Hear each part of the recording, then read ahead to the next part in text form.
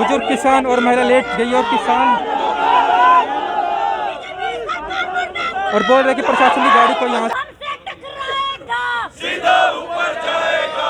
इनकलाब जिंदाबाद जिंदाबाद जिंदाबाद। इनकलाब जिंदाबाद जिंदाबाद जिंदाबाद। इनकलाब जिंदाबाद जिंदाबाद जिंदाबाद।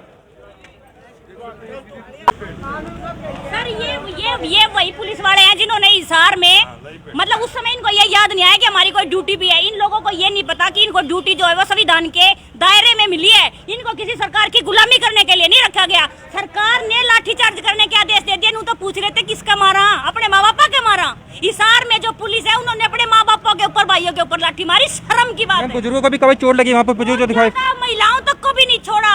पुलिस वाले ऐसे, उनकी वीडियो वायरल हो रही है, हाथ में ऐसे झोलियों में जेबों में पत्थर ले लेके फिर रहे हैं। ये पुलिस काम करेगी क्या? वो पुलिस थी या पुलिस के रूप में जो कुछ जो शरारती तत्व थे वो थे? क्या कहना चाहोगे? देखो ऐसा है, वर्दी पहन रखी है, पुलिस के साथ खड़ी है, खड़े रह के डंडे मार रही है, खड़े रह के पत्थर मार रही है। हमने नहीं बेरा शरारती तत्व थे के था। हम तो ये कह रहे हैं प्रशासन के आदमी शरारती तत्व थे भी तो पुलिस की क्या जिम्मेदारी थी? किसानों को मारना, औरतों को मारना। शरारती तत्व पकड़े क्यों? सरेआम लोकतंत्र का गला घोट दिया गया। इससे ज्यादा और क्या तानाशाही सरकार के खिलाफ देखेंगे हम? इसने लोकतंत्र का नाम को अपने आप में खराब कर दिया। इतना सरकार तानाशाही मत बने। 2 साल रह गए हैं सीट की, उससे ज्यादा कुछ नहीं रह गया। क्यों अपने आप को इतनी बददुआओं के साथ अपने आप को खराब करी जा रहे हो? औरतों के ऊपर अत्याचार, बच्चों के ऊपर अत्याचार, किसानों के ऊपर अत्याचार। किसी तरीके की कोई जरूरत नहीं थी उद्घाटन करने की। एक अस्पताल ही तो बनाया था। कौन सा तुमने किसी चोरी का रिश्ता तय करवाया था जो था मुड़ा लड्डू खाने जा रहे थे? क्या जरूरत थी उसमें इतने गुब्बारे लगाने की, उसको इतना डेकोरेट करने की? ये अस्पताल था, वहाँ आदमी मजबूरी में जाता है। तुम लोगों की मजबूरी का फायदा उठाने के लिए वहाँ पे ड्रामा कर रहे हो। क्या जरूरत पड़ रही थी वहाँ पर इतना ड्रामा करने की? उठा लिया, मोदी की नासों में लट देवेंगे और गोडे नीचे दे के उन्हें कुर्सी का मुद्दे बंद करो, बंद करो, बंद करो। किसानों के कीते अत्याचार बंद करो, बंद करो, बंद करो।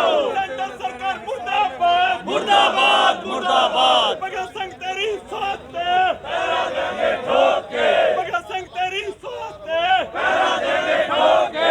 कृषि मंत्री हाय हाय हाय हाय हाय हाय। कड़े कानून रद्द करो, रद्द करो, रद्द करो। तानाशाही नहीं चलेगी, नहीं चलेगी, नहीं चलेगी। किसान एकता जिंदाबाद, जिंदाबाद, जिंदाबाद। साडा भाईचारा जिंदाबाद, जिंदाबाद, जिंदाबाद। सेंटर सरकार मुर्दाबाद, मुर्दाबाद, मुर्दाबाद। साडे किसानां दे कीते अत्याचार मुर्दाबाद, मुर्दाबाद, मुर्दाबाद। किसान प्रशासन मुर्दाबाद, मुर्दाबाद, मुर्दाबाद। पुलिस प्रशासन मुर्दाबाद, मुर्दाबाद, मुर्दाबाद। सेंटर सरकार मुर्दाबाद, मुर्दाबाद, मुर्दाबाद। या कहना चाहूँ मैं कि विचार था हमारा, कोई विचार नहीं, जो कोनी ने थोपया नहीं बेटे फायदे के लिए। हम नहीं चाहते तू इन्हें वापिस ले, तो समाधान निकलना चाहिए इस चीज का। मैंने बेटे इन्हें पता नहीं है क्या कि भाई हमारी मांग है भाई तीनों कानून वापिस ले ले और यू जो है नहीं वापिस ले ले रहा। हम अपना खेती बाड़ी करेंगे, देश को जगाऊंगे। तो दुष्यंत चौटाला ने कहा था कि वे बीच में आकर आपकी और वहाँ सरकार से बातचीत कराएंगे। बेटे यू तो हमारा नाश कर रहा है। इन्हें तो बेटा लूट लिए हमें बकाया बकाया किसान ने। पहले तो हमारा बना किसान ना का और बेटे वोट लेकर अरे भी युवा हम इन्हें मार करे बेटे। यू तो दुश्मन हमारा तगड़ा यू भी है ना बेटे। हमने बकाया कर बेटे, इन्हें तो हम मारे बेटे। दुष्यंत चौटाला से उम्मीद नहीं है आपको? हमने रिश्ता तो जमाई नहीं ना रिश्ता बीजेपी था बेटे। ये तो अपना देखने लग रहे बेटे हमें। तुम्हारी बारी, तुम लोगों ने बहुत ड्रामे कर लिए। तुम लोगों को ये नहीं पता कि अधिकार क्या चीज होती है, जिम्मेवारी क्या चीज होती है। देश के सारे पुलिस अधिकारी जिनको नौकरी जो है वो भारत के संविधान ने दी, जिम्मेवारी भारत के संविधान ने दी, लेकिन गुलामी कर रहे हैं देश के सीएम, हरियाणा के सीएम की, प्रधानमंत्री की, जो हमारे लिए बहुत ज्यादा घातक सिद्ध होने वाली है। आज कहाँ लगाया है जाम? आज हमने पस्तारा टोल प्लाजा जाम किया।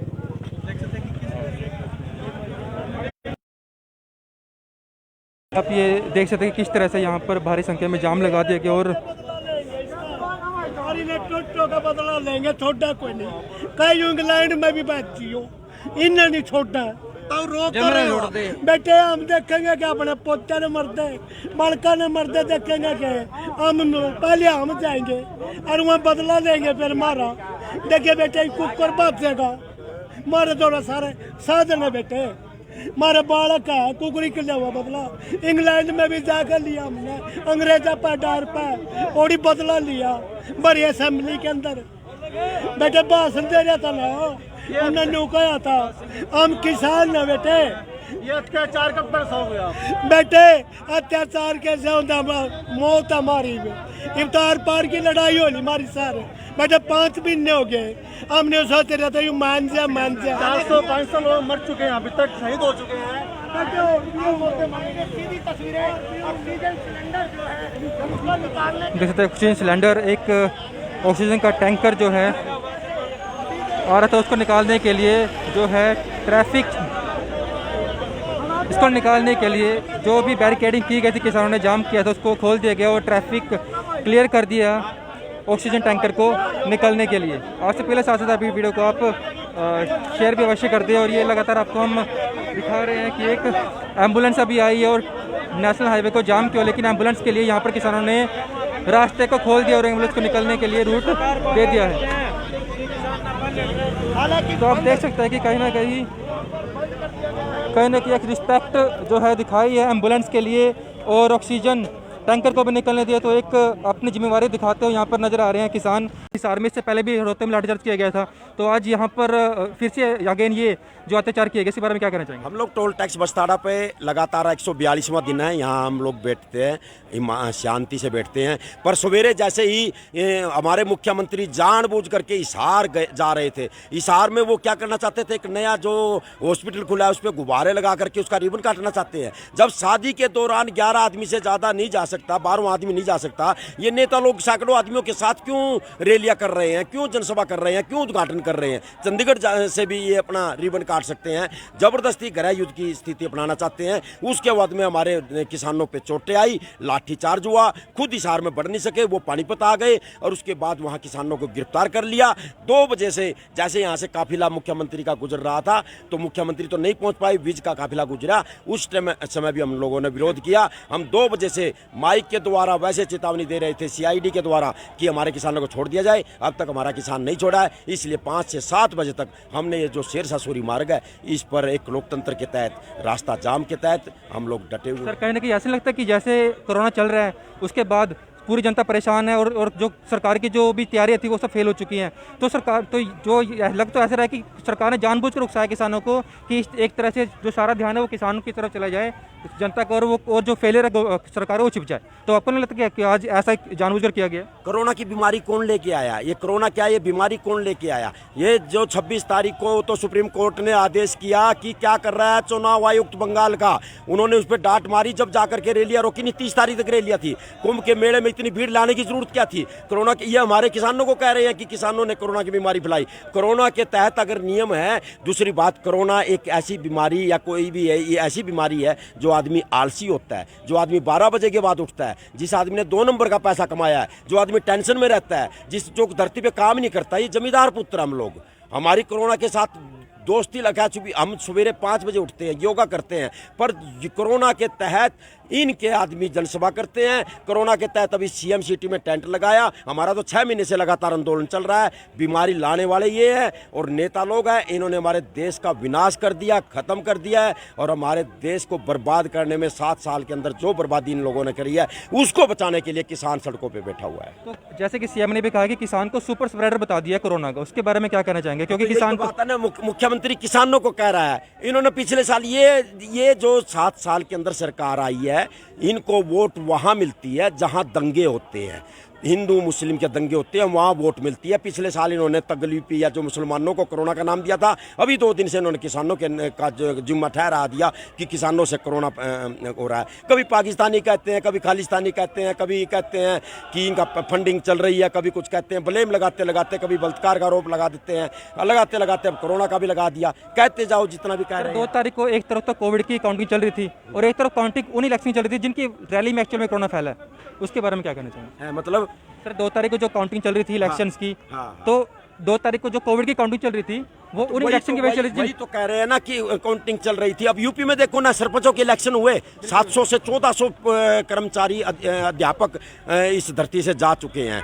इन्होंने इन दिनों के दौरान स्टॉप भी कर सकते थे। कोरोना की बीमारी फैलाने में इनका मेन हाथ है, इनको आने वाली पीढ़ियाँ माफ़ नहीं करेगी। जो आदमी मर रहे हैं, जो नहरों में गंगा में जो कुत्ते लाशों को खा रहे हैं, इन बेशर्मों को उद्घाटन करने की लगी हुई है। तो इनमें गोबर दिमाग भरा हुआ है। ये गोबर खिलाते हैं, गोमूत्र पिलाते हैं, ये धार्मिक आस्था की तरफ ले जा रहे हैं और हमारे आने वाली पीढ़ियों को डरपोक बना रहे हैं। वैज्ञानिक नीति से ये नहीं चला रहे देश को, यही सबसे बड़ा दुर्भाग्य है। धन्यवाद सर बात करने के लिए। ये हमारे साथ जेपी शेखपुरा जिन्होंने बताया कि वैज्ञानिक नीति से देश को नहीं चलाया जा रहा, सिर्फ ढोंग और पाखंड से देश को जो है चलाया जा रहा है। आप देख सकते हैं कि एम्बुलेंस को, ऑक्सीजन टैंकर को निकलने दिया, लेकिन पुलिस की गाड़ी यहाँ पर आ चुकी है। इसको यहाँ पर रोक दिया गया, इसको यहाँ से निकलने नहीं दिया जा रहा है। किसानों ने मना किया है कि नहीं निकलने देना।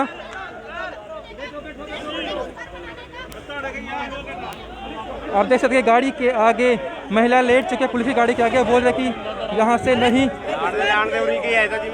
निकलने दिया जाएगा।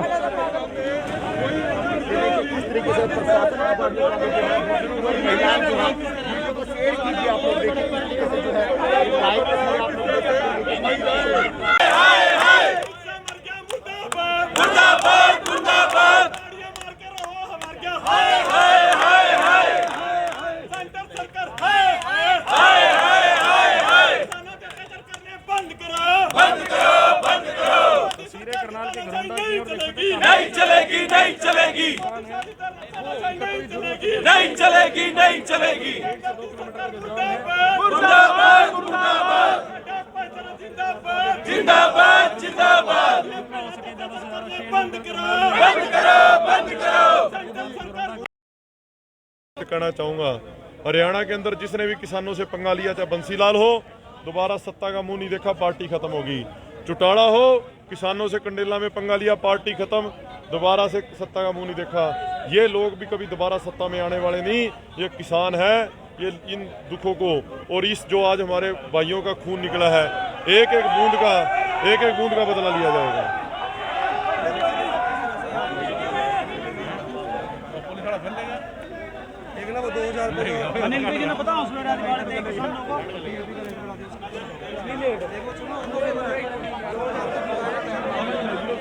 तो आप देख सकते हैं कि भारी विरोध यहाँ पर देखा जा रहा है प्रशासन का और हरियाणा गवर्नमेंट का किसानों के द्वारा, क्योंकि जो लाठीचार्ज किया गया है वो काफ़ी निंदनीय है। उसमें 200 से 250 की संख्या में जो है बुजुर्ग किसान भी घायल हुए हैं। आपसे पहले सारे वीडियो को आप शेयर भी अवश्य करते रहे। आपको हम लाइव अपडेट दे रहे हैं टोल प्लाजा बस्ताड़ा से, जहां पर लाठीचार्ज के विरोध में 5 बजे से लेकर 7 बजे तक जो है इस टोल प्लाजा को जाम कर देगा। यहाँ से किसी भी ट्रैफिक की आवाजाही जो है अलाउड नहीं है, किसी को भी यहाँ से निकलने की परमिशन नहीं दी जा रही है। सिर्फ ऑक्सीजन। कौन सी ड्यूटी की बात कर रहे हो? और ये जो सी ड्यूटी दी गई थी, इसमें लिखित कोई आदेश थे, कोई लिखित ऑर्डर थे? अगर लिखित ऑर्डर थे तो हमारे को भी तो दिखाया जाए। लिखित ऑर्डर कुछ नहीं होते, सिर्फ ये फोनों पर बातें होती हैं और किसानों के ऊपर अत्याचार होते हैं, इससे ज्यादा कुछ नहीं है। और आने वाले टाइम में जो हम देख रहे हैं, इतने धरने प्रदर्शन हो रहे हैं, कभी टीचरें आ रही है, कभी महिलाएं आ रही है, कभी बच्चे आ रहे हैं, कभी बुजुर्ग आ रहे हैं। आने वाले टाइम में ये राजा और प्रजा वाला हाल कर देंगे। ये अंबानी, अंडानी और ये तानाशाही सरकार, ये तो हमारी राजा बन जाएगी और हम ऐसे इनके पास को टुकटली बन जाएंगे। तो मैं यही कहूंगी आम जनता को और इस तानाशाही सरकार को कि शर्म कर लो। और आम जनता को तो इसलिए कहूंगी, कठपुतली बनने से बच जाओ, बहुत जल्द कठपुतली बनने वाले हो। लोकतंत्र का हनन सरेआम हो रहा है। आम गरीब इंसान को ऐसे रोक देते हैं चालान काटने के लिए, जैसे उसने पता नहीं कितना बड़ा क्राइम कर लिया हो। और यहाँ पर मर्डरर तो घूम रहे हैं, इनको तो कोई पकड़ता ही नहीं है। मैं वकील हूँ, मेरे पास एक केस आया, मैं 302 का केस था जिसमें मीडिया ट्रायल में भी आए। तो क्या हुआ, आज भी 6 महीने हो गए उस केस को। 302 का केस है और किसी तरह का भी ना कोई भी ट्रायल में किसी तरह के। और हम कहीं जाते हैं, प्रशासन के पास जाते हैं तो क्या कहते हैं वो कि मटेरियल एविडेंस तो है नहीं। बंदा मर गया है, यहाँ पर मटेरियल एविडेंस को रोते हैं और यहाँ पर चालान काटेंगे और अंदर कर देंगे जैसे उसने मर्डर कर दिया। क्या कहेंगे इसको? लोकतंत्र का हनन ही तो कह रहे हैं हम इसको। लोकतंत्र का हनन सरेआम हो रहा। क्यों संविधान बनाया था जब उसको हमें पालन नहीं करने दिया जा रहा है? ये संविधान सिर्फ तानाशाहियों के लिए बना था, जहाँ हम कभी कोई गलती करेंगे तो 2 मिनट में हमारे पर्चे दर्ज हो जाएंगे। अगर ये गलती करेगा तो आदेश थे। अरे ऐसा कौन सा आदेश था जो हजार में डंडे मरवा दिए? ऐसा आदेश हमें भी दिखाओ, और वो भी औरतों पर।